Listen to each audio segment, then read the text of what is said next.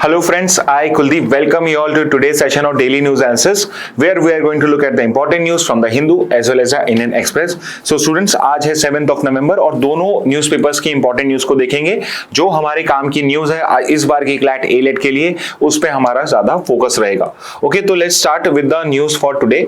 तो पहली न्यूज़ जो हम देख रहे हैं, again you can see from the news itself कि ये कोई न्यूज़ ऐसी नहीं है कि जो सिर्फ इस बार के क्लैट के लिए इंपॉर्टेंट है या नेक्स्ट ईयर क्लैट के लिए, ये हमेशा इंपॉर्टेंट रहने वाली है बिकॉज सुप्रीम कोर्ट का एक बहुत इंपॉर्टेंट जजमेंट आया है और उसने यहाँ पे कुछ और यहाँ पे रिस्पॉन्सिबिलिटीज या ड्यूटीज इंपोज करी हैं पुलिस ऑफिसर्स पे या उन पर्टिकुलर ऑफिशियल्स पे जो कोई अरेस्ट कर रहे हैं। ओके, तो यहाँ पे सुप्रीम कोर्ट ने क्या कहा है कि जब भी पुलिस ऑफिशियल्स किसी को अरेस्ट करते हैं तो उनको उन्हीं की लैंग्वेज में ग्राउंड्स ऑफ अरेस्ट बताना उनके लिए कंपलसरी है। तो फॉर एग्जांपल कि अगर आपको रोड पे कोई पुलिस वाला रोक रहा है तो ये उसके लिए एक ड्यूटी है कि वो आपको आपकी लैंग्वेज में समझाए कि आपको किस पर्टिकुलर लॉ के अंडर में यहाँ पे अरेस्ट या डिटेन किया गया है। ओके, तो ये पर्टिकुलर यहाँ पे एक पर्टिकुलर गाइडलाइन दी गई है और सुप्रीम कोर्ट ने क्लियरली ये कहा है कि भाई आपको ये पर्टिकुलर जो इंफॉर्मेशन है आप जब अरेस्ट कर रहे हैं उस टाइम पे तो आप उसे ओरली दे सकते हैं, बट अदरवाइज मजिस्ट्रेट के सामने पहुंचाने से 2 घंटे पहले तक आपको उसको रिटर्न में भी देना पड़ेगा। तो लेट्स से अगर आपको नेक्स्ट डे 8 बजे शाम को एग्जांपल के लिए शाम को 8 बजे अगर आपको मजिस्ट्रेट के सामने पेश किया जा रहा है तो 6 बजे से पहले आपको क्या करना है, ये इंफॉर्मेशन रिटर्न में उस पर्सन को देनी है और अदरवाइज आपको ओरली तो पहले ही बताना है। और अगर आप ये पर्टिकुलर चीज पुलिस ऑफिशियल्स अगर ये चीज नहीं करते हैं तो आप जो अरेस्ट की डिमांड कर रहे हो या आप यहाँ पे रिमांड के लिए बात कर रहे हो वो सारे के सारे जो पर्टिकुलर आपकी डिमांड है उसको कोर्ट एक्सेप्ट नहीं करेगा। तो ये एक बहुत इंपॉर्टेंट जजमेंट आया है यहाँ पे। और एक और इंपॉर्टेंट चीज है कि सुप्रीम कोर्ट ने ये भी क्लैरिफाई करा है कि ये जो पर्टिकुलर रिक्वायरमेंट है कि जो ग्राउंड्स ऑफ अरेस्ट आपको बताने हैं ये कोई सिर्फ स्पेसिफिक लॉ के लिए नहीं है। जैसे कि ऐसा नहीं है कि अगर आपको एनएसए एक्ट में किया जा रहा है तो ही आपको करना है, किसी भी लॉ के अंदर में आपको अरेस्ट किया जा रहा है तो किन प्रोविजंस के अंदर में किस पर्टिकुलर रीजन से आपको अरेस्ट किया जा रहा है, ग्राउंड्स ऑफ अरेस्ट क्या है, वो आपको इन राइटिंग बताने हैं और ऐसी लैंग्वेज में बताने हैं जो एक्यूज समझ सके। ओके, जो एक्यूज समझ सके और ये आपको हर किसी पर्टिकुलर लॉ के अंडर में करना है। ओके, तो ये तो है what did the Supreme Court said with regard to the judgement. But ऐसा नहीं है कि अब जाके कोई लैंडमार्क जजमेंट है अरेस्ट को लेके। हमारे पहले से सुप्रीम कोर्ट के ऐसे जजमेंट्स हैं जिसके अंदर में जो अरेस्ट होता है, अरेस्ट का जो प्रोसीजर होता है, ग्राउंड्स होते हैं, किस तरीके से अरेस्ट का पूरा प्रोसीजर किया जाएगा उसको लेके गाइडलाइंस लेड डाउन है। ओके, तो हम वो दोनों जजमेंट्स को देखेंगे बट उससे पहले एक दो इंफॉर्मेशन और है जो और भी इंपॉर्टेंट है हमारे इस पर्टिकुलर जजमेंट की। बिकॉज लेट्स से अगर इस साल या नेक्स्ट ईयर आपका इस पे क्वेश्चन आता है तो आपको पता होने चाहिए कि किस पर्टिकुलर केस में आप लिमिटेड एक एक्सेप्शन यूज कर सकते हो कि यस आपने यहां पे नहीं बताया। तो फॉर एग्जांपल के लिए एक बहुत इंपॉर्टेंट केस बन जाता है कि अगर आपने जिस पर्सन को अरेस्ट किया है उसको रंगे हाथों पकड़ा है, मतलब रेड हैंडेड पकड़ लिया है, जिसको हम लीगल टर्म्स में बोलते हैं फ्लैग्रेंटे डेलिक्टो, यानी कि आपने उसको रंगे हाथों पकड़ लिया रेड हैंडेड, तो यहां पे तो उसको ग्राउंड्स ऑफ अरेस्ट बताने की जरूरत ही नहीं होती है। और दूसरा है कि भाई जहां पे इमीडिएट रिटन कम्युनिकेशन करना इम्प्रैक्टिकल है, जैसे लेट्स से कि आपको किसी पर्टिकुलर ओशन में या भागते हुए फॉरेस्ट एरिया में कहीं से पकड़ा है तो वहां पे तो ये पर्टिकुलर रिटन कम्युनिकेशन इमीडिएटली कर पाना बहुत मुश्किल होगा। ओके, इसके अलावा अगर यहां पे सॉवरेनिटी सिक्योरिटी ऑफ इंडिया का रीजन होगा तो उस पर्टिकुलर केस में भी आप ग्राउंड्स ऑफ डिटेंशन को यहां पे नहीं बताओगे, बट अगर अरेस्ट कर रहे हो तो वो अलग चीज हो जाएगी। तो दोनों में डिफरेंस क्या है कि अगर मैं किसी को प्रिवेंटिवली डिटेन करता हूं तो उसमें ग्राउंड्स ऑफ अरेस्ट बताना मेरे लिए कंपलसरी नहीं है, बट अदरवाइज अगर मैं किसी को अरेस्ट करता हूं तो उस पर्टिकुलर केस में ग्राउंड्स ऑफ अरेस्ट बताना कंपलसरी हो जाता है। तो आई होप आप दोनों में डिफरेंस समझ गए होंगे। अरेस्ट मतलब कि किसी क्राइम के अंदर में आपको गिल्टी माना जा रहा है इसलिए आपको पुलिस अरेस्ट कर रही है तो उस पर्टिकुलर केस में तो बताना ही पड़ेगा, बट डिटेंशन के केस में आप यहां पे एक लीव एक्सेप्शन क्रिएट कर सकते हो। ओके, तो यहां पे इनिशियली आप ओरली बता सकते हो बट आपको रीजनेबल टाइम्स के अंदर में उसको रिटर्न फॉर्म में देना है और डेफिनेटली 2 घंटे पहले तो देना ही पड़ेगा। ओके तो यहां पे क्या हुआ है, ये पर्टिकुलर सिचुएशन आपके कोर्ट ने कर दी है। अब आप ये मत सोचिए कि 24 आवर्स का टाइम होता है तो 22 आवर्स पे आपको देना है। आप सोचिए कि अगर मैंने आपको सुबह अरेस्ट करा है तो शाम तक मेरे पास टाइम है कि मैं आपको पर्टिकुलर मजिस्ट्रेट तक पहुंचा दूं। तो अगर मैं अननेसेसरी का डिले करता हूं तो वो भी मेरे राइट्स का वायलेशन होता है। अगर मुझे अननेसेसरी लॉकअप में रखा जा रहा है और उसके पीछे कोई रीजन नहीं है, मुझे किसी मजिस्ट्रेट के सामने पेश किया जा सकता है, तो उस पर्टिकुलर केस के अंदर में पुलिस की ड्यूटी होती है ये कि मुझे जल्दी से जल्दी एक मजिस्ट्रेट के सामने पेश किया जाए। वो जो मैक्सिमम लिमिट होती है वो 24 आवर्स होती है। ओके तो अगर मुझे शाम को भी करना है तो पुलिस को ये कैलकुलेट करना पड़ेगा कि भाई मजिस्ट्रेट के पास ले जाने से पहले 2 घंटे पहले मुझे इसको रिटर्न में ये पर्टिकुलर जो पर्टिकुलर ग्राउंड्स ऑफ अरेस्ट हैं वो बताने हैं। ओके अगर मैं कॉन्स्टिट्यूशनल बेसिस की बात करूं तो ऑब्वियसली आर्टिकल 21 तो है यहां पे, बट उसके अलावा आर्टिकल 22 जो है, जो freedom from arrest and detention बताता है, उसके पर्टिकुलर क्या फंडामेंटल राइट्स हैं वो भी इंपॉर्टेंट हो जाते हैं। बिकॉज इट इज आर्टिकल 22 जो यहां पे एक अरेस्टेड पर्सन को ये राइट देता है कि उसको किस ग्राउंड पे अरेस्ट किया जा रहा है उसकी information as soon as possible दी जाए। और अब सुप्रीम कोर्ट ने क्या करा है, ये जो एज सुन एज पॉसिबल का मतलब क्या है वो यहां पे क्लैरिफाई कर दिया है। और क्लैरिफिकेशन क्या है कि भाई आपको मजिस्ट्रेट के पास पहुंचाने से मिनिमम 2 घंटे पहले आपको बताना पड़ेगा कि किस ग्राउंड्स पे आपको अरेस्ट किया जा रहा है। Okay and at the same time Supreme Court ने कुछ गाइडलाइंस भी दिए, जैसे कि बहुत फेमस गाइडलाइंस है डीके बसु गाइडलाइन, जिसको DK Basu versus state of West Bengal 1997 का केस है जिसके अंदर में लेट डाउन करा गया था। तो वैसे तो मैं पहले भी इन सबको डिस्कस कर चुका हूं, but for those who are not aware कि सुप्रीम कोर्ट ने क्या पर्टिकुलर गाइडलाइंस दी थी। अब देखिए, जब भी आप किसी पर्सन को पुलिस अरेस्ट करती है तो उनको इन सब पर्टिकुलर इंफॉर्मेशन का ध्यान रखना बहुत जरूरी है। ओके और ये जो पर्टिकुलर राइट्स हैं ये इंस्पायर्ड हैं फ्रॉम यूएसए। यूएसए के अंदर में मिरांडा लॉज है। मिरांडा लॉज आर बेसिकली कि आपको जब भी आप किसी को अरेस्ट करते हो यूएस के अंदर में तो पुलिस ऑफिशियल्स को उसके राइट जो होते हैं वो देन एंड देयर बताने होते हैं। और अगर उस पर्सन को आपने मिरांडा राइट्स नहीं बताए उसके क्या राइट्स हैं अरेस्टेड पर्सन के, तो वो जो पर्टिकुलर अरेस्ट होता है वो आपका इलीगल कंसीडर किया जाता है और उस पर्सन को उसी टाइम आपको छोड़ना पड़ता है। तो ये इंपॉर्टेंट गाइडलाइंस है जो मिरांडा पर्टिकुलर केस में आई थी और यूएस में हर पुलिस ऑफिसर्स को यहाँ पे ये पर्टिकुलर चीज अनाउंस करनी पड़ती है। तो अगर आप कोई इंग्लिश मूवी देखोगे उसमें पुलिस अरेस्ट कर रही होती है तो वो जो पर्टिकुलर बोलते हैं कि you have the right to remain silent, anything and everything you say in the court of law would be use against you, you have a right to lawyer, और ये जो you have a right to call, ये सारी जो चीजें होती है सब मिरांडा राइट्स बोले जाते हैं इनको। और ये मिरांडा केस में हुआ था इसलिए इनको मिरांडा राइट्स कहा जाता है। ओके और सिमिलरली डीके बसु जो गाइडलाइंस है ये कहीं ना कहीं इसी से इंस्पायर्ड थी।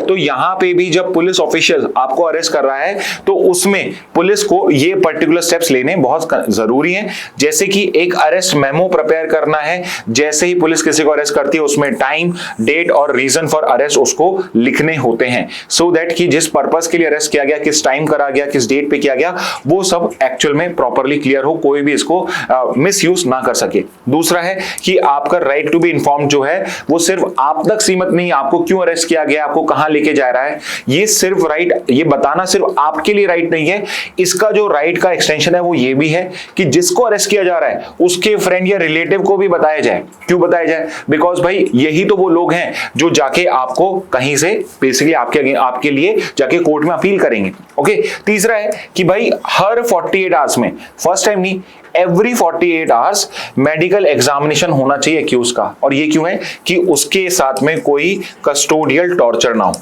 ओके तो ये एक पर्टिकुलर रिक्वायरमेंट होती है कि आपको हर 48 आवर्स में जब आप पुलिस के कस्टडी में होते हो, एवरी 48 आवर्स, सिर्फ अरेस्ट के बाद ही नहीं, 40 आवर्स, एवरी 48 आवर्स आपका मेडिकल एग्जामिनेशन कराना होता है अगर आप पुलिस कस्टडी में हो, ना कि जुडिशियल कस्टडी के अंदर में।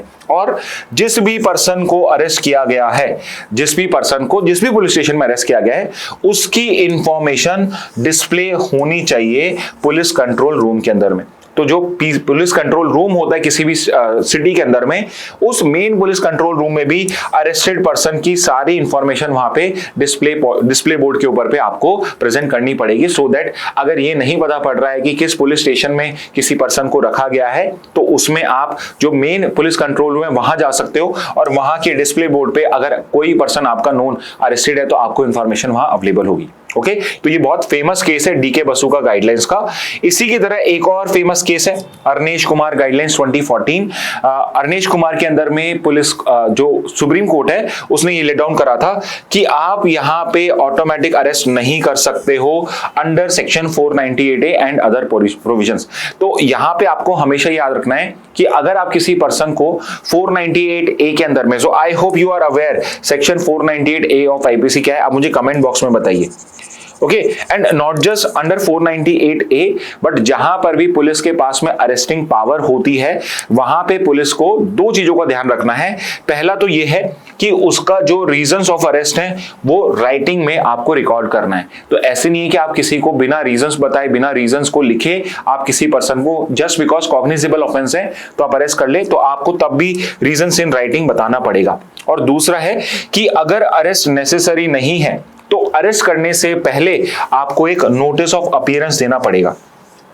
सो फॉर एग्जाम्पल कि अगर वहां पे अरेस्ट रिक्वायर्ड नहीं है, अरेस्ट करा नहीं जा सकता है, रिक्वायर्ड नहीं है, दोनों ही सिचुएशन में आपको क्या करना है, आपको एक नोटिस ऑफ अपीयरेंस देना पड़ेगा सो दैट वो पर्टिकुलर पर्सन अपने टाइम के हिसाब से पुलिस के सामने प्रेजेंट हो सके और अपना जो पर्टिकुलर केस है उसको क्लियर कर सके। तो यहाँ पे ये दो गाइडलाइंस जो थी आपकी, ये अरनेश कुमार में दी गई थी और बाकी की डीके बसु में दी गई थी। अब देखिए ये जो 48 आवर्स वाला पॉइंट है ये तो आपका सीधे सीधे वन लाइनर बनता है, बाकी जो ये गाइडलाइंस है आपके लीगल रीजनिंग के लिए ज्यादा इंपॉर्टेंट है, तो इनको रटने की बजाय समझने की कोशिश करना सो दैट आपका लीगल रीजनिंग का क्वेश्चन आप अच्छे से कर सको। ओके तो ये थी आपकी फर्स्ट न्यूज। सेकेंड न्यूज पे आ जाते हैं। एक और आपका लीगल इश्यू ये है जो आज न्यूज में आ रहा है और ये फर्स्ट पेज न्यूज है हिंदू में, इसलिए हम इसको कवर कर रहे हैं, विच इज कि आपके कोर्ट में एक पेटिशन गई जिसमें बोला गया कि दादर नागर हवेली के अंदर में, दमन एंड दीव में जो अभी इलेक्शन कंटेस्ट हुए हैं उसके अंदर में बहुत सारी सीट्स के ऊपर पे अनकंटेस्टेड इलेक्शंस थे, विच मींस कि सिर्फ एक ही कैंडिडेट था। तो because of representation of people act का एक सेक्शन 53, सिर्फ अगर एक ही पर्सन इलेक्शन स्टैंड करता है तो उस पर्टिकुलर केस के अंदर में पोलिंग की रिक्वायरमेंट नहीं होती है और उसी पर्सन को यहां पे विनर डिक्लेयर कर दिया जाता है। अब देखिए ये तो लॉजिकल बात है कि अगर आपके सोसाइटी में या आपके लेट्स से कि आपके डिस्ट्रिक्ट के अंदर में, आपकी कॉन्स्टिट्यूएंसी के अंदर में सिर्फ अगर एक ही कैंडिडेट खड़ा हुआ है और इलेक्शंस के लिए कोई और खड़ा नहीं है तो फिर वोटिंग का क्या ही पर्पस बनता है, क्योंकि अगर एक ही कैंडिडेट है तो फिर उसी को ही आप विनर डिसाइड करोगे बिकॉज और कोई तो कंटेस्ट ही नहीं करना चाहता है। बट यहां पे पेटिशनर एक बहुत इंटरेस्टिंग आर्ग्यूमेंट दिया कि भाई देखिए कि 2013 के बाद से हमारे बैलेट पेपर, हमारे जो बैलेट बॉक्स होता है, हमारा जो पर्टिकुलर ईवीएम मशीन होता है उसके ऊपर पे वो कैंडिडेट के नाम भी होते हैं और अगर एक ही कैंडिडेट है उसके बाद भी नोटा का ऑप्शन होता है, नन ऑफ द अबव। और यहां पे बोला कि जब आप यहां पे इलेक्शंस कंटेस्ट नहीं कराते हो तो जो लोगों का राइट है टू प्रेस नोटा, वो पर्टिकुलर राइट वो एक्सरसाइज नहीं कर पाते हैं। ओके तो यहां पे ये आर्ग्यूमेंट आया, तो उसके काउंटर में सेंटर और एसआई ने आर्ग्यू ये करा है कि जो नोटा है ये कोई कैंडिडेट नहीं है, NOTA is not a candidate. और यहां पे इन केस नोटा को अगर मेजॉरिटी वोट भी मिल जाते हैं या let's say decent number of votes भी मिलते हैं तो भी री इलेक्शन का कोई प्रोविजन नहीं है। ओके पहला तो इन्होंने ये क्लियर करा कि जो सेक्शन 53 है जो ये कहता है कि अगर जितने नंबर ऑफ कैंडिडेट्स हैं उतनी ही अगर सीट्स हैं, तो मान लो अगर 2 सीट्स पे इलेक्शन है और दोनों ही सीट के लिए 2 लोग ही खड़े हुए हैं तो उस पर्टिकुलर केस के अंदर में इलेक्शन करने की जरूरत ही नहीं है, पोल करने की जरूरत ही नहीं है और उनको ड्यूली इलेक्ट माना जा सकता है without conducting any kind of polls. Okay तो यहां पे जो पहला आर्ग्यूमेंट है कि नोटा एक कैंडिडेट नहीं है वो इसलिए इंपॉर्टेंट है बिकॉज अगर नोटा को कैंडिडेट मान लिया जाएगा तो यहां पे कैंडिडेट का जो नंबर है वो इंक्रीज हो जाएगा, तो हर सीट पे एक कैंडिडेट ही अगर खड़ा है तो दूसरा नोटा काउंट हो जाएगा। तो 53 क्लॉज 2 को यहां पे काउंटर करने के लिए पहला आर्ग्यूमेंट तो ये हो गया कि भाई नोटा कैंडिडेट नहीं होता है। ओके और दूसरा आर्ग्यूमेंट यहां पे ये है कि भाई अगर मैं नोटा को कैंडिडेट भी मान लेता हूं तो भी नोटा के अगर मेजॉरिटी वोट्स भी आते हैं तो भी वहां पे री इलेक्शन नहीं होता है। ऑल्दो हमारे first pass the post system है और उसके अंदर में हो सकता है कि मल्टीपल कैंडिडेट्स और नोटा को लेट्स से 25 मिले हो, बट उसके बाद में जो भी इन पर्सन खड़ा हुआ है उसके 24% ही वोट आए हो, यानी कि हाईएस्ट परसेंट वोट आपके नोटा को। स्टिल जिसके नोटा के बाद सबसे ज्यादा वोट्स हैं ही और she would be declared the winner. तो यहां पे कोर्ट ने दो तरीके, कोर्ट ने नहीं, गवर्नमेंट ने और और ईसीआई ने दो तरीके से आर्गुमेंट करा है। पहला तो यह है कि भाई नोटा कैंडिडेट नहीं होता है, और दूसरा अगर नोटा इलेक्शन जीत भी जाए तो उस पर्टिकुलर केस के अंदर में नोटा का जो पर्टिकुलर उसमें भी रीइलेक्शन नहीं होता है। तो ये पर्टिकुलर एक्सरसाइज करने का कोई पर्पस नहीं बनता है, और इसी पर्पस के लिए सेक्शन 53 जो है वो हमारे लीगल बुक्स के अंदर में ऐड किया हुआ है। ओके, तो ये तो हो गया आपका कंटेक्स्ट। अब दूसरी चीज एक और है जो एक इंपॉर्टेंट लीगल इशू है, जीके का भी इशू है, जो समझना जरूरी है कि देखिए कि ये जो राइट टू वोट है और जो ये freedom of voting in India है, इन दोनों के अंदर में डिफरेंस क्या होता है। ओके, इन दोनों में डिफरेंस क्या है। तो देखिए जो राइट टू वोट है, पहले तो आप एक चीज अच्छे से कहीं पे स्टार मार्क करके लिख लीजिए कि right to vote in India जो है ये हमारा फंडामेंटल राइट नहीं है, ये हमारा कॉन्स्टिट्यूशनल राइट नहीं है, ये हमारा स्टैट्यूटरी राइट है। और ये मैं नहीं कह रहा हूं, ये सुप्रीम कोर्ट ने पीयूसीएल के जजमेंट में हमें क्लैरिफाई करा हुआ है। तो PUCL versus union of India supreme court का एक बहुत फेमस जजमेंट है, जिसमें सुप्रीम कोर्ट ने क्लियर करा कि राइट टू वोट एक स्टैट्यूटरी राइट है। राइट टू वोट मेरा एक स्टैट्यूटरी राइट है, और पीयूसीएल ही वो पर्टिकुलर जजमेंट है जिसके अंदर में सुप्रीम कोर्ट ने बोला कि सारे के सारे जो पर्टिकुलर इलेक्टर्स हैं, वोटर्स हैं, उनके पास में नोटा का राइट होना चाहिए। Because although right to vote तो मेरा स्टैट्यूटरी है, बट नोटा का राइट होना, मेरा the right to choose a particular candidate, ये मेरा आर्टिकल 19 में freedom of speech and expression में प्रोटेक्टेड है। मैं फिर से आपको एक्सप्लेन करता हूं यही बात जो मैंने आपको बताई कि पीयूसीएल में कोर्ट ने क्या बोला कि देखिए राइट टू वोट जो है मेरा, वो मेरा स्टैट्यूटरी राइट है, बट नोटा जो है पर्टिकुलर मेरा कि मैं किसी भी कैंडिडेट को चूज नहीं करना चाहता हूं, विच मींस मेरा right to choose a particular candidate और not to choose a candidate, ये मेरा राइट क्या है, ये मेरे आर्टिकल 19(1)(a) का पार्ट हो जाएगा। क्लियर है? आई होप आपको इन दोनों में डिफरेंस समझ में आ गया हो। सिमिलरली यहाँ पे कोर्ट ने क्या कहा है, कोर्ट ने क्या आपके जो पर्टिकुलर सेंटर है वो क्या आर्ग्यू कर रहा है कि इंडिया के अंदर में राइट टू वोट जो है वो डिफरेंट है फ्रॉम फ्रीडम ऑफ वोटिंग से। इसका मतलब ये है कि आपका राइट टू वोट एक स्टैट्यूटरी राइट है, तो कोई पर्सन अगर ये पर्टिकुलर अदरवाइज अगर क्वालिफाइड है वोट डालने के लिए, तो उसको जो गवर्नमेंट है, जो अथॉरिटीज है, वो नहीं रोक सकती। But at the same time freedom of voting एक अलग चीज होती है, और फ्रीडम ऑफ वोटिंग आपको ये राइट देता है कि अगर आप किसी को वोट देना चाहते हो तो आप दे सकते हो। आप पोलिंग बूथ पे जाके वोट देना चाहते हो, लेट्स से आप पोलिंग बूथ पे जाके नोटा को सिलेक्ट करना चाहते हो, ये भी आपका राइट है। और फ्रीडम ऑफ वोटिंग ये भी आपको राइट देता है कि आप किसी को भी जाके वोट नहीं देना चाहते हो। ओके, और जो ये फ्रीडम ऑफ वोट है ये कोई मेरा फंडामेंटल राइट नहीं है। Okay, this is not my fundamental right. यानी कि जब यहां पे मैं इस टाइप का प्रोविजन ऐड करता हूं जिसके अंदर में इफ आई डिसाइड कि भाई अगर सिंगल ही कैंडिडेट है तो उस पर्टिकुलर केस के अंदर में मुझे इलेक्शंस की रिक्वायरमेंट नहीं है, तो ना तो यहां पे किसी का राइट टू वोट वायलेट हो रहा है, ना ही यहां पे लोगों का फ्रीडम ऑफ वोटिंग वायलेट हो रहा है। बिकॉज यहां पे जब कोई पर्सन एक ही सिंगल कैंडिडेट है तो उस पर्टिकुलर केस के अंदर में उसका वोट देने का, नहीं देने का भी उसका पर्टिकुलर यहां पे फ्रीडम है, और अगर वो नहीं देता है तो उसमें कोई इश्यू नहीं है। At the same time right to vote एक स्टैट्यूटरी राइट है, विच मींस सेक्शन 53 अगर लिमिट इंपोज करता है इन द सेंस कि अगर सिंगल कैंडिडेट है और उतने ही पर्टिकुलर सीट्स हैं तो उस पर्टिकुलर केस में उसी पर्टिकुलर पर्सन को इलेक्ट मान लिया जाएगा, तो ये भी पर्टिकुलर चीज हमारे लॉ के अंदर में पूरा जस्टिफाइड है। ओके, तो ये पर्टिकुलर चीज यहां पे क्लैरिफाई करी गई है by the centre and by ECI in the Supreme Court. अब देखिए एक और चीज मैं क्लियर कर देता हूं, अभी मैंने आपको जो आर्ग्यूमेंट्स दिए हैं ये सब गवर्नमेंट के, ईसीआई के आर्ग्यूमेंट्स इन द कोर्ट। ये अलग बात है कि हो सकता है जब सुप्रीम कोर्ट इसको डिसाइड करे तो यहां पे इस पर्टिकुलर चीज को कि भाई नहीं, आपके इंडिया में डेमोक्रेटिक कंट्री के अंदर में आप अनकंटेस्टेड इलेक्शन नहीं कर सकते हो, चाहे उसके अंदर में अननेसेसरी का कॉस्टिंग हो।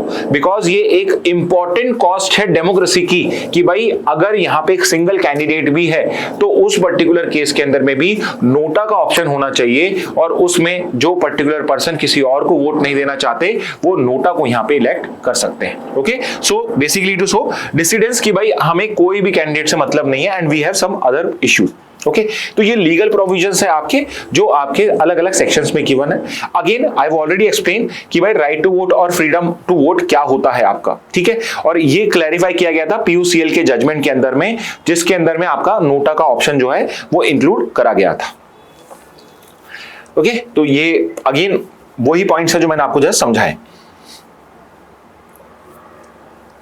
ओके नेक्स्ट पे आ जाते हैं। आपका वैसे तो ये आर्टिकल जो है वो साइंस के सेक्शन में आए हिंदू के, but at the same time ये एक बहुत इंपॉर्टेंट इशू रेज करता है कि इंडिया के अंदर में जो डिफरेंट एम्प्लॉइज हैं या लेट्स से स्टूडेंट्स है, स्पेसिफिकली विमेन स्टूडेंट्स है, क्या उनको भी मेंस्ट्रुअल लीव कि यहाँ पे अवेलेबल होनी चाहिए नहीं होनी चाहिए। बिकॉज यहाँ पे जो मेंस्ट्रुअल आपका साइकिल होता है या जो पर्टिकुलर पीरियड पेन्स होते हैं वो सबके लिए सेम नहीं होते और कईयों के लिए it is a very painful process. Okay तो यहाँ पे रेदर देन डिफरेंशिएटिंग या rather than making it optional, यहाँ पे कुछ स्टेट्स हैं या कुछ पर्टिकुलर आपके अथॉरिटीज हैं विच आर आर्ग्यूइंग कि यहाँ पे जो मेंस्ट्रुअल लीव पॉलिसी है इसको कंपलसरी कर देना चाहिए। एंड उसके अंदर में एक हमारे पास इंपॉर्टेंट अपडेट है, द अपडेट बीइंग कि Karnataka has become the first state जिसने उसकी स्टेट में इररिस्पेक्टिव ऑफ पब्लिक एम्प्लॉय है या प्राइवेट एम्प्लॉयज है, हर किसी पर्टिकुलर विमेन को यहाँ पे 1 day of paid menstrual leave per month यहाँ पे अलाउ कर दिया है। अब प्रॉब्लम यह है कि जो पीरियड का साइकिल होता है ये अराउंड 5 to 6 डेज या उससे ज्यादा हो सकता है। तो एक क्वेश्चन ये होता है कि कहीं ये सिर्फ एक सिंबॉलिक जेस्चर तो नहीं है बट एक्चुअल में कोई प्रोग्रेसिव पॉलिसी नहीं है। ओके और वो क्यों है कि अगर 5-6 डेज का है तो एक डे के लीव के अंदर से कोई फर्क नहीं पड़ता है, बिकॉज इट इज पॉसिबल कि किसी पर्सन को, किसी विमेन को ये जो पर्टिकुलर पेन है वो 2 या 3 दिन तक रहे। तो ऑल्दो एक अच्छा इनिशिएटिव आई वुड सजेस्ट कि इसी से शुरुआत होती है। विद टाइम अगर एक बार ये स्टार्ट हो गया तो शायद फ्यूचर के अंदर में एक पर्टिकुलर डे कंपलसरी या मतलब आपके पास में रहेगा ही और एक आपको ऑप्शन लीव जो होगी पर डे में पर मंथ के अंदर में अलाउ कर जाएगी। However it's a good step कि कर्नाटका ने क्या करा है, जितने भी विमेन एम्प्लॉइज हैं इररिस्पेक्टिव ऑफ पब्लिक जॉब कर रहे हैं, प्राइवेट जॉब कर रहे हैं, वहां पे उनको पर मंथ में एक दिन की पेड मेंस्ट्रुअल लीव जो है हर विमेन एम्प्लॉय को यहाँ पे अलाउड कर दी जाएगी। विच सिंपली मींस कि उनको साल में 12 मेंस्ट्रुअल लीव उनको मिल जाएंगी। ओके तो यहाँ पे सबको कवर किया गया है including women working in education institutions. तो ये मत समझ लेना कि स्टूडेंट्स को मिली हुई है। ओके तो अगर आप कहीं पर भी वर्क करते हो इररिस्पेक्टिव ऑफ आपका पर्टिकुलर ऑफिस क्या है, आप पब्लिक में है, प्राइवेट में है, फ्रीलांसर है, जहां पर भी आप फंक्शन करते हैं प्राइवेट ऑर्गेनाइजेशंस में, वहां पे आपको ये पर्टिकुलर मेंस्ट्रुअल लीव अलाउ कर दी जाएगी। Eight the same time Karnataka is not the first state जिसने इस टाइप की पॉलिसी करी हो। However it is the first state जो पब्लिक और प्राइवेट में देता है, बट उससे पहले भी उड़ीसा और बिहार जो है गवर्नमेंट एम्प्लॉइज को इस टाइप की पर्टिकुलर लीव जो है वो प्रोवाइड करते आए हैं। एंड केरला एक और इंटरेस्टिंग एग्जांपल है जो यूनिवर्सिटी के स्टूडेंट्स को इस टाइप की एक लीव पर मंथ की अलाउ करता है। तो Kerala is a state, first state जो यूनिवर्सिटी के स्टूडेंट्स को ये पर्टिकुलर लीव अलाउ करता है। Karnataka is the first state जो इररिस्पेक्टिव ऑफ पब्लिक एम्प्लॉय हो या प्राइवेट एम्प्लॉय हो, दोनों को ये particular leave menstrual leave 1 per month आपको अलाउ करता है। यानी 12 लीव्स अलग से विमेन को ये मेंस्ट्रुअल पीरियड के लिए मिल जाएंगी। ओके तो ये एक वन लाइनर्स के फॉर्म्स में आप कहीं पे लिख सकते हैं। एलिट के लिए इस साल ये और इंपॉर्टेंट हो जाएगा। नेक्स्ट पे आते हैं। यहां पे आपका एक पर्टिकुलर प्रेस कॉन्फ्रेंस हुई थी जहां पे आपके जो वी नारायणन है जो अभी इसरो के हेड हैं, उन्होंने एक अनाउंसमेंट करी है कि इंडिया के अंदर में प्राइवेट सेक्टर फरवरी 2026 में पहला खुद का रॉकेट लॉन्च करेगा जो फुली प्राइवेटली मेड रॉकेट है। तो देखिए इंडिया के अंदर में हम जो रॉकेट लॉन्चेस करते हैं थ्रू इसरो, उसके अंदर में भी करीब 80% जो पार्ट्स होते हैं, उसके कंपोनेंट्स होते हैं, they are made by private companies. But यहां पे ये एक और गेम चेंजर आ रहा है। व्हाई? बिकॉज अब यहां पे एक फुल्ली प्राइवेट कंपनी या उनका कंसोर्शियम फरवरी 2026 के अंदर में पहला पीएसएलवी लॉन्च करेगा। ओके तो एक क्वेश्चन जो पिछले साल एग्जाम में आया था, मैं आपसे वही पूछ रहा हूं कमेंट बॉक्स में कि भाई पीएसएलवी का फुल फॉर्म क्या होता है। दूसरा एक और बता दीजिए, एक जीएसएलवी होता है उसका क्या फुल फॉर्म होता है। और एक तीसरा पूछ रहा हूं एक और, LVM-3 है हमारे एक जो सबसे पावरफुल रॉकेट है, LVM का फुल फॉर्म क्या है। ओके तो यहां पे क्या बोला गया है भाई, पहला फर्स्ट पीएसएलवी लॉन्च जो है by a private consortium led by HAL and L&T जो है वो फरवरी 26 के अंदर में लॉन्च किया जाएगा।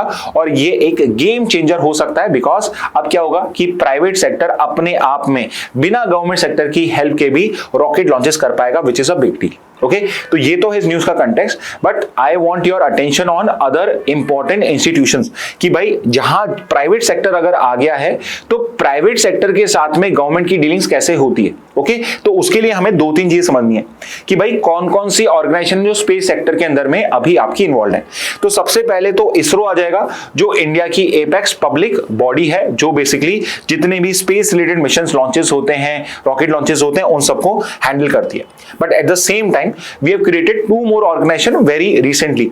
एक तो है आपकी NSIL। ओके तो अगेन NSIL का मैंने जानबूझ के जो फुल फॉर्म है वो हटा दिया, जैसे यहां पे तो है, यहां का मैंने हटा दिया। ये मैंने इसलिए रखा है बिकॉज बहुत बार आप गलत इसका पर्टिकुलर फुल फॉर्म देख लेते हो, तो इसको तो ये वाला लिख लेना। और NSIL का कमेंट बॉक्स में मुझे बताइए कि what is the full form of NSIL।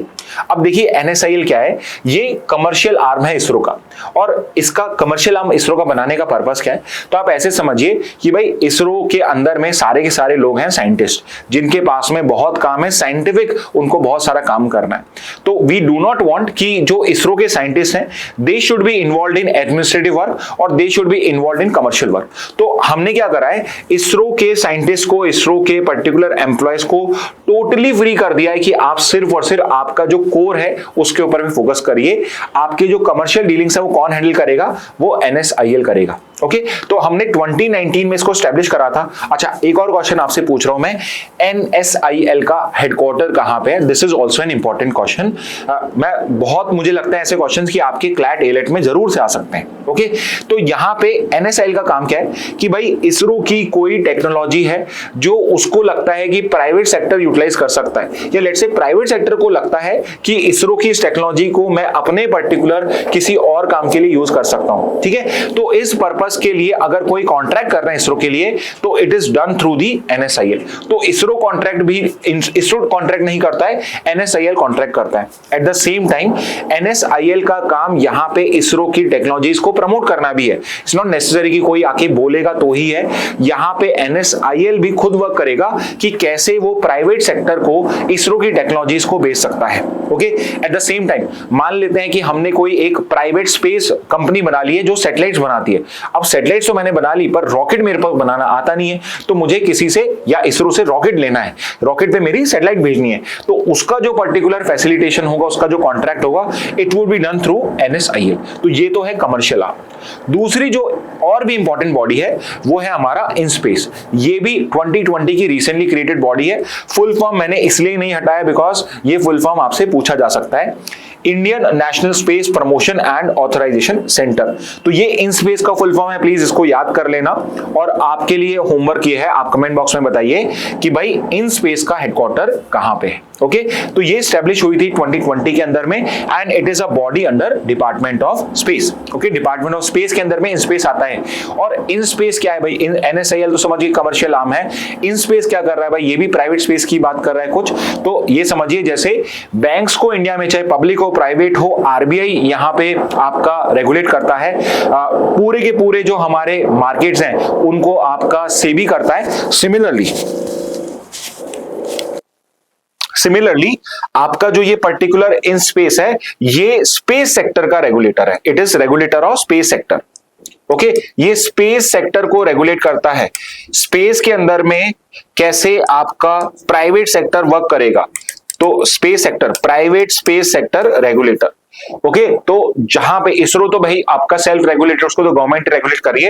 What about private company जो स्पेस के अंदर में, जो स्पेस के सेक्टर में वर्क कर रही है, तो उनका ये पर्टिकुलर रेगुलेटर है जो 2020 में डिपार्टमेंट ऑफ स्पेस के अंदर में क्रिएट करा गया था। तो पॉलिसी क्लियरेंस के अंदर में इंफ्रास्ट्रक्चर एक्सेस देना, कोऑर्डिनेशन करने के लिए ये पर्टिकुलर बॉडी रिस्पॉन्सिबल है। देखिए ये कोऑर्डिनेशन करता है, ये कॉन्ट्रैक्ट नहीं करता है। कॉन्ट्रैक्ट्स होते हैं थ्रू NSIL, बट यहां पे अगर मुझे कोई एग्रीमेंट करना है, कोई कोऑर्डिनेशन करना है, तो वो IN-SPACe के साथ में होता है। तो दोनों में आई होप आप डिफरेंस करना समझ गए होंगे। ओके अब फाइनली एक और चीज मैंने आपके लिए ऐड करी है, विच इज वर्ल्ड के और इंडिया की अभी सबसे बड़ी स्पेस कंपनी कौन सी है। तो you should know, and I am sure ये नाम आपने सुने होंगे। एक SpaceX है US का, तो इसका तो मैं आपसे नहीं पूछूंगा भाई कि एलोन मस्क है जो SpaceX को ओन करता है। What I want to know is who owns Blue Origin.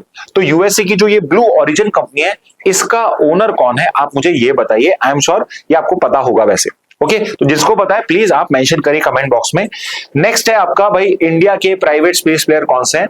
तो एक है स्काई रूट एरोस्पेस, जो फर्स्ट इंडियन प्राइवेट कंपनी है टू लॉन्च अ रॉकेट। तो ये एक इंपॉर्टेंट वन लाइनर बना दिया मैंने आपके लिए यहाँ पे, तो ये भी एक इंपॉर्टेंट है। और कौन सा था? 22 में विक्रम एस आपका जो पर्टिकुलर पहला रॉकेट था, प्राइवेट स्पेस रॉकेट था। Okay, second is Agnikul Cosmos, ये भी एक बहुत इंपॉर्टेंट कंपनी है, इसको भी हम कई बार पढ़ चुके हैं। ये पहली ऐसी पर्टिकुलर कंपनी है जो एक 3D printed semi cryogenic engine को बना रही है एंड अग्निबाण रॉकेट भी इसमें क्रिएट करा है। ओके, एंड तीसरी एक कंपनी है पिक्सल। पिक्सल मैंने इसलिए आपका इसमें इंक्लूड करा है बिकॉज ये इसी साल ये पहली कंपनी बनेगी जो अपना अर्थ ऑब्जर्वेटरी, प्राइवेट अर्थ ऑब्जर्वेटरी सैटेलाइट्स को आपका स्पेस में भेजेगा। ओके, तो एक कॉन्स्टलेशन ऑफ प्राइवेट आपका अर्थ ऑब्जर्वेटरी सैटेलाइट्स का यहाँ पे पिक्सल क्रिएट कर रहा है। तो ये इसी साल की न्यूज है। तो ये 3 इंपॉर्टेंट वन लाइनर्स आप लिख सकते हो। एक क्वेश्चन जो आपको आंसर करना है, who is the owner of blue origin of USA. Okay, again ये सब एलेट के लिए भी बहुत इंपॉर्टेंट है ये पॉइंट्स। आप कहते हैं कि भाई एलेट के लिए क्या पढ़े, तो ये इंपॉर्टेंट है क्योंकि आपसे 2-3 साल से मैं देख रहा हूं कि एक बार का वो ऐसा क्वेश्चन जरूर पूछते हैं कि which of the following is not the owner of a space company. Okay, या इस टाइप का क्वेश्चन पूछ सकते हैं। तो वहां पे इंपॉर्टेंट पर्सनैलिटी बिल गेट्स का, एलॉन मस्क का, इन सब का नाम होगा, जेफ बेजोस का नाम होगा। तो वहां पे आपको पता होना चाहिए इनमें से कौन है जो किसी भी स्पेस कंपनी को ओन नहीं करता है। ओके, नेक्स्ट पे आते हैं। Airlines report severe GPS spoofing over Delhi for 7 days। तो यहाँ पे पॉसिबली मैं सिर्फ एलिगेशंस लगा रहा हूं यहाँ पे, बिकॉज एलिगेशन लगाने में यहाँ पे कोई इशू नहीं लग रहा मुझे, कि पॉसिबली यहाँ पे शायद पाकिस्तान है वो अपनी टेक्नोलॉजी को मिसयूज करके यहाँ पे कोई बड़ा एयरक्राफ्ट का एक्सीडेंट कराना चाहता है। इसलिए यहाँ पे दिल्ली के आसपास के एरिया के अंदर में ये ऑब्जर्व करा गया है कि जो एयरक्राफ्ट है, एयरप्लेन्स हैं, उनके ऊपर पे ये जीपीएस स्पूफिंग के इंसिडेंट्स इंक्रीज हुए हैं। अब देखिए, ये मैं क्यों कह रहा हूं कि पाकिस्तान करा रहा है, बिकॉज इसी न्यूज में ये प्रोवाइडेड है कि इंडिया पाकिस्तान बॉर्डर के पास में तो इस टाइप के इंसिडेंट्स बहुत होते थे। जम्मू कश्मीर के आसपास के एरियाज में जीपीएस स्पूफिंग के इंसिडेंट्स बहुत होते हैं, बट ये पहली बार हो रहा है कि हमारे दिल्ली के अंदर में, हमारे कैपिटल के पास में ही आपके ये पर्टिकुलर इंसिडेंट्स हो रहे हैं। ओके, अब जीपीएस स्पूफिंग क्या होता है? तो जीपीएस स्पूफिंग एक टाइप का साइबर अटैक होता है जिसके अंदर में जो पर्टिकुलर जीपीएस सिग्नल्स को एयरक्राफ्ट यूज कर रहा होता है उसको आप गलत जीपीएस सिग्नल सेंड करते हो। सो आप रॉन्ग जीपीएस सिग्नल सेंड करते हो, उससे क्या होता है, आपका जीपीएस जो होता है आपको wrong location, wrong area, wrong coordinate show करना स्टार्ट कर देता है। अब अच्छी बात यह है कि आज के एयरक्राफ्ट बहुत एडवांस हो चुके हैं और उनके पास में मल्टीपल टाइप की टेक्नोलॉजीज होती हैं, और जैसे ही कोई टेम्परिंग होती है, कोई इश्यूज आता है जीपीएस में, इसमें बिकॉज एक एयरक्राफ्ट इन्वॉल्व है, तो वो ऑटोमेटिक जो आपके सिस्टम्स होते हैं वो अलर्ट वार्निंग भी दे देते हैं, और आपका जो पायलट होता है उसके पास में ऑल्टरनेटिव भी अवेलेबल होता है। ओके, हाउएवर स्टिल ये फिर भी अगर जीपीएस स्पूफिंग आपकी रिकॉग्नाइज नहीं कर पाए, वार्निंग सिस्टम में रिकॉग्नाइज नहीं होती है, तो इससे बहुत हाई चांसेस हैं कि शायद उस पर्टिकुलर केस में कोई बड़ा एयर एक्सीडेंट हो जाए। ओके, तो यहाँ पे स्पूफिंग कहां देखी गई है? अराउंड 60 नॉटिकल माइल का जो रेडियस है वहां पे करीब देखी गई थी पिछले 7 दिनों के अंदर में। और यहाँ पे क्या हो रहा है कि फॉल्स नेविगेशन डेटा मिल रहा है कि भाई मेरा, जैसे मैं गूगल मैप्स यूज कर रहा हूं, गूगल मैप्स में मेरे को डायरेक्शन गलत दिखाया जा रहा है। ओके, अब यहाँ पे तो क्या है, आप बेसिकली रोड पे चल रहे हो तो आपको सामने दिख रहा है कि सामने दीवार आ चुकी है, तो ये अगर सीधा दिखा रहा है तो यहां से तो रास्ता नहीं है, हम हॉगवर्ट्स तो जा नहीं रहे हैं कि भाई दीवार के अंदर चले जाएंगे। Okay, but at the same time जो एयरप्लेन्स होते हैं उनको सामने सब कुछ खाली दिख रहा होता है, सो दे आर नॉट अवेयर कि वो किस तरफ मूव कर रहे हैं। तो हो सकता है एयरक्राफ्ट एक बिल्कुल ही गलत रूट ले ले और सामने कोई और एयरक्राफ्ट आ रहा हो, उसके पर्टिकुलर रूट में या एल्टीट्यूड पे वो फ्लाई करना स्टार्ट कर दे, जिससे एक बड़ा एयरक्राफ्ट एक्सीडेंट हो सकता है। ओके, अब यहाँ पे जीपीएस स्पूफिंग क्या होता है? So it's a cyber attack that transmits false GPS signal to deceive navigation system. तो नेविगेशन सिस्टम को डिसीव करने के लिए फॉल्स जीपीएस सिग्नल सेंड किए जाते हैं। ओके, तो ये जीपीएस स्पूफिंग होता है। इसके अलावा और कौन से आपके साइबर अटैक्स होते हैं? तो स्पूफिंग के अलावा जीपीएस जैमिंग होता है, जिसमें आप क्या करते हो, आप जेन्युइन जीपीएस सिग्नल्स को ब्लॉक कर देते हो by using different kinds of technology. Third is fishing and malware attack. यहाँ पे क्या होता है, rather than attacking the aircraft, आप जो पायलट्स होते हैं, जो आपके सिस्टम्स होते हैं, उसको आप किसी पर्टिकुलर सॉफ्टवेयर या पर्टिकुलर मैलवेयर के थ्रू, नॉट सॉफ्टवेयर के थ्रू, मैलवेयर के थ्रू, किसी वायरस के थ्रू अटैक करते हो। फोर्थ इज रैंसमवेयर, जिसमें आप पूरे सिस्टम को डिसेबल करते हो अनलेस कोई रैंसम पे करे। और एक और बहुत अलग टाइप का अटैक होता है जिसको बोलते हैं डीओएस या डीडीओएस भी बोला जाता है, डिस्ट्रीब्यूटेड डिनायल ऑफ सर्विस। उसमें ये होता है कि आपके पर्टिकुलर वेबसाइट पे इतना ज्यादा ट्रैफिक भेजा जाता है, मतलब इतने सारे लोग एकदम से साइन इन करते हैं कि आपका सिस्टम ओवरवेल्म हो जाता है और वो आपका क्रैश कर जाता है, और कई बार क्रैश करने के बाद उसको हैक कर लिया जाता है। तो ये कुछ particular types of cyber attacks होते हैं एविएशन के अंदर में, जिसमें से एक जीपीएस स्पूफिंग अभी दिल्ली के आसपास के एरियाज में देखा गया। नेक्स्ट पे आते हैं, movie makers move Kerala High Court, what censor board considers to suggest cast. तो यहां पे केरला के जो पर्टिकुलर फिल्म मेकर्स हैं ये केरला हाईकोर्ट गए स्टेटिंग कि सीबीएफसी जो अभी हमें कट्स बोल रहा है वो अननेसेसरी है और ये जो हमारा freedom of speech and expression है उसको वायलेट कर रहा है। ओके, तो I am sure you must have heard of sensor board. Sensor board जिसको हम बोलते हैं क्योंकि वो बेसिकली फिल्म में कट करता है, सेंसर करता है मूवी सीन्स को, इसलिए उसका नाम सेंसर बोर्ड पड़ गया है, बट एक्चुअल में उसका नाम है सीबीएफसी। अब मैंने जानबूझ के सीबीएफसी का फॉर्म नहीं बताया है बिकॉज आई वांट कि आप मुझे बताइए कि भाई what is the full form of CBFC.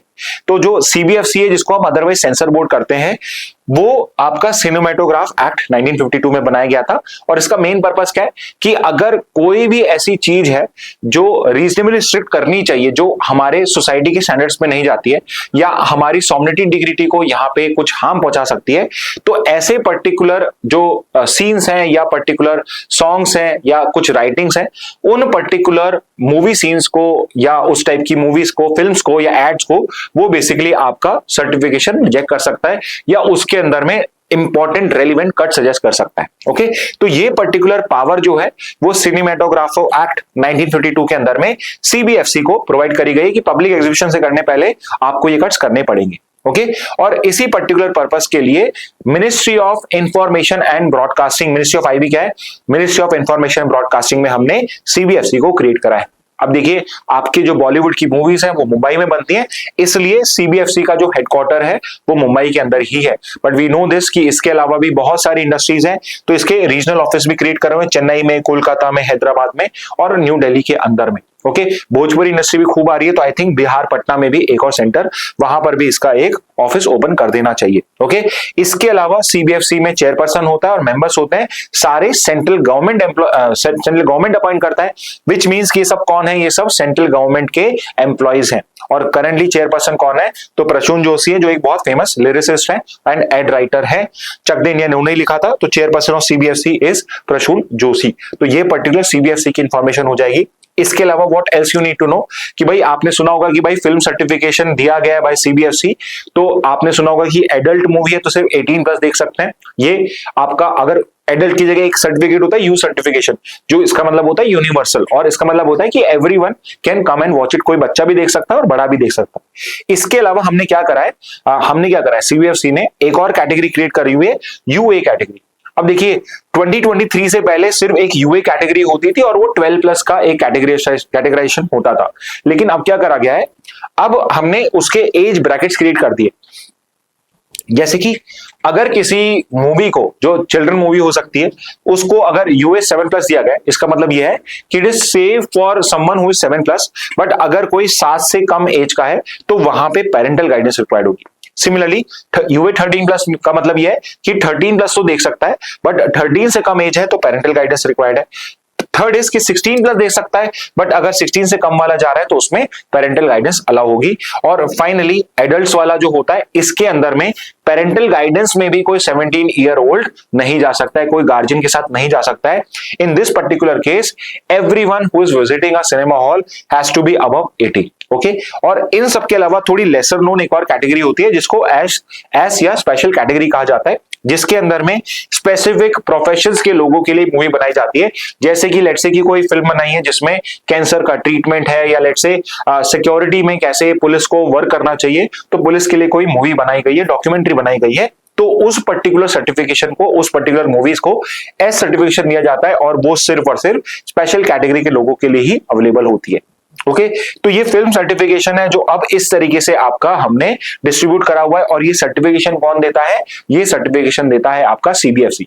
तो हो सकता है let's say you are asking for a U certification, but उसको लग रहा है, आपके जो सीबीएफसी उसको लग रहा है कि इसमें कुछ पर्टिकुलर सीन्स हैं, कुछ पर्टिकुलर ऐसे लैंग्वेज यूज है इसके अंदर में, डायलॉग्स हैं जो लेट्स से एडल्ट्स फ्रेंडली हैं, उसको आप एक 18 बिलो के चाइल्ड को नहीं दिखा सकते हो या नहीं सुनने चाहिए उसको, तो उस पर्टिकुलर केस में वो आपको कट रिक्वेस्ट कर सकता है। तो if you are ready to do those particular cuts, तो उस पर्टिकुलर केस में आपको यू सर्टिफिकेट मिल जाएगा, नहीं तो आपको ए मिलेगा। मोर ओवर ऐसा भी पॉसिबल है कि आपने ए सर्टिफिकेट ही मांगा था, बट यहां पे सीबीएफसी ने साफ कह दिया है कि आप जब ये पर्टिकुलर कट्स लगाओगे, एग्जाम्पल के लिए बिकॉज ये हमारी इंडिया की सॉवरेनिटी के अगेंस्ट में जाता है, या फिर यहां पे आपका कोई रिलीजियस सेंटिमेंट हर्ट हो सकता है। आई नो बहुत ही ज्यादा वेग है रिलीजियस सेंटिमेंट हर्ट होना, बट यहां पे इन ग्राउंड्स के ऊपर पे भी सीबीएसई ने कट्स लगाने को बोला है, जैसे कि इस केस में हुआ है, और उसके बाद ही आपका सर्टिफिकेशन अलाउ किया गया है। ओके, तो यहां पे जैसे यही चीज लिखी हुई है कि सीबीएफसी चाहे तो आपके जो रीजनेबल रिस्ट्रिक्शंस हैं, रीजनेबल रिस्ट्रिक्शन कौन से आर्टिकल में दिए हुए हैं, तो आप मुझे बताइए रीजनेबल रिस्ट्रिक्शन जो हमारे कॉन्स्टिट्यूशन में मेंशन है, उन पर्टिकुलर ग्राउंड्स के ऊपर पे सीबीएफसी आपके जो रिस्ट्रिक्शंस हैं, कट्स हैं, वो लगवा सकता है। अब मान लीजिए सीबीएफसी ने एक्शन ले लिया है, सीबीएफसी ने बोला है कि हम आपकी मूवी को रिलीज होने की परमिशन ही नहीं देंगे, हम सर्टिफिकेशन ही नहीं करेंगे।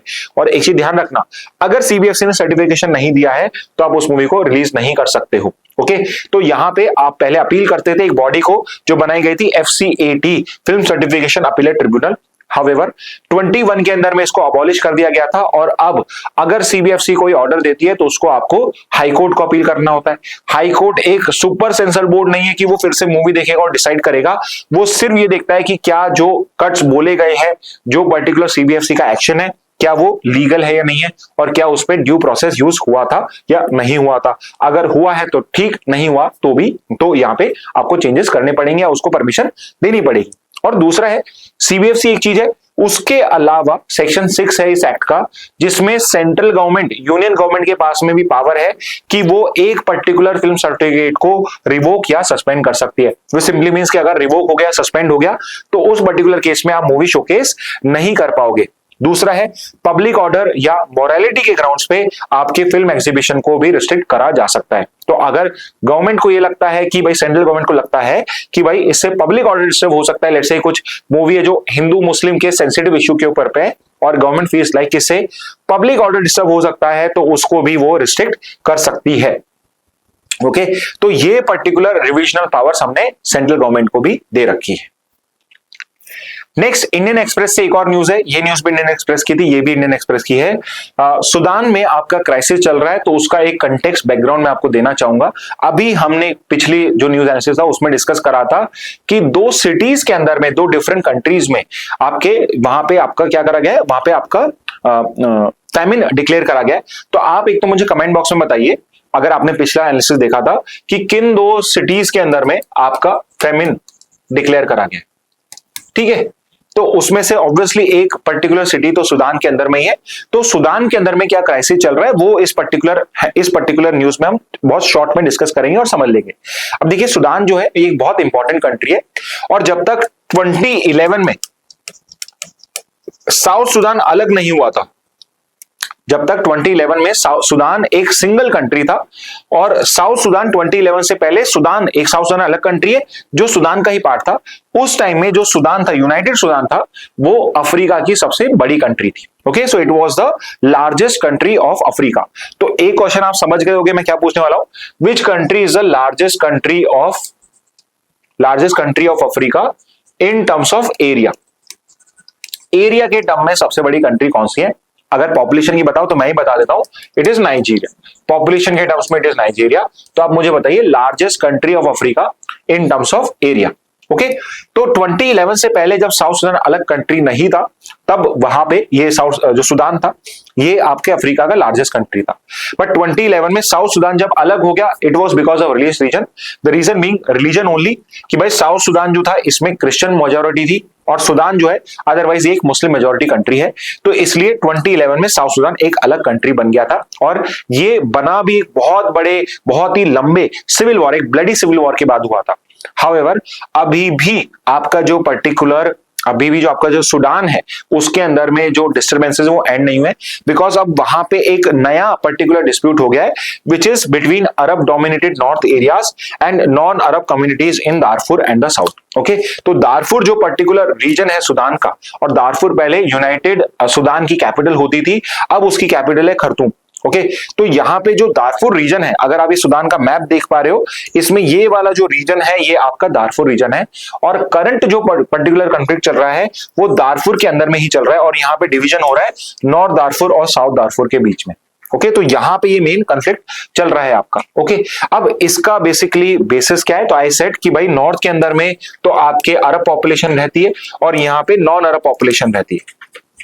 तो जैसे एक ट्राइबल वॉरफेयर होता है, वैसे ही कुछ साउथ सूडान के अंदर में चल रहा है। तो यहाँ पे दो मेन मिलिट्री लीडर्स हैं।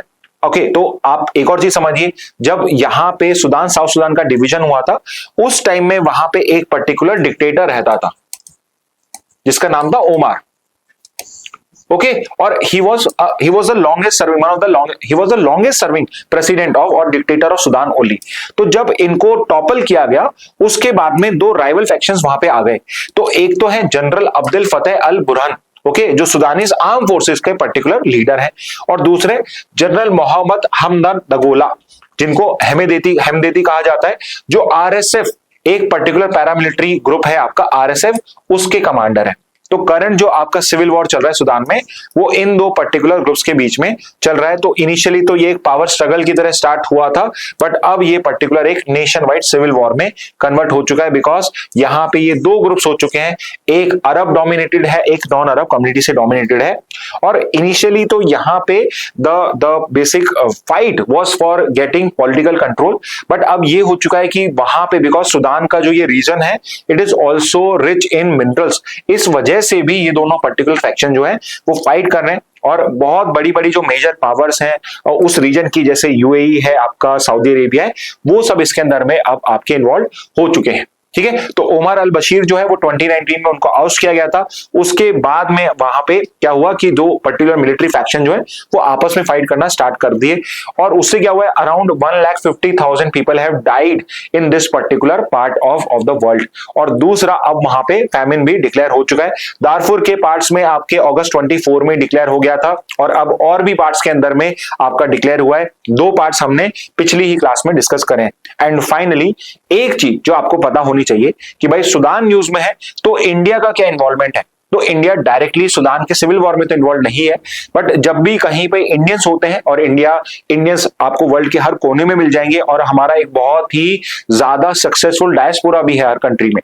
तो सूडान में जो इंडियन डायस्पोरा है उसको बेसिकली वहां से आउट करने के लिए, उनको वहां से इवैक्यूएट करने के लिए हमने एक ऑपरेशन लॉन्च किया था, जिस ऑपरेशन का नाम था ऑपरेशन कावेरी। ओके, तो जब ये पर्टिकुलर आपके वहां पे डिस्टरबेंस इंक्रीज हो गया था, एक civil war nationwide level पे हो गया था, तो वहां पे हमने इंडियंस को, फॉरेन नेशनल्स को बचाने के लिए हमने एक ऑपरेशन लॉन्च किया था जिसका नाम था ऑपरेशन कावेरी। ओके, तो ये है थोड़ा बहुत information regarding the crisis in Sudan. और हमारे एग्जाम पर्पस के लिए कोई और एग्जाम भी जो भी आपके एग्जाम्स आते हैं उसमें इसी टाइप के क्वेश्चन आते हैं, इससे ज्यादा डेप्थ में क्वेश्चन नहीं आता है। ओके, तो ये सूडान क्राइसिस भी जो है, इसमें नाम ना याद करके कौन से रीजन्स हैं, उसके अंदर में क्या कॉजेज हैं, उनको आप जरूर से कर लेना जीके के लिए। ओके, और इस पर्टिकुलर न्यूज के साथ आज का सेशन एंड होता है। अब हम वापस से मिलेंगे फिर से और नई न्यूज को देखते हुए। ओके, और I will take leave from you. Thank you and have a very nice day.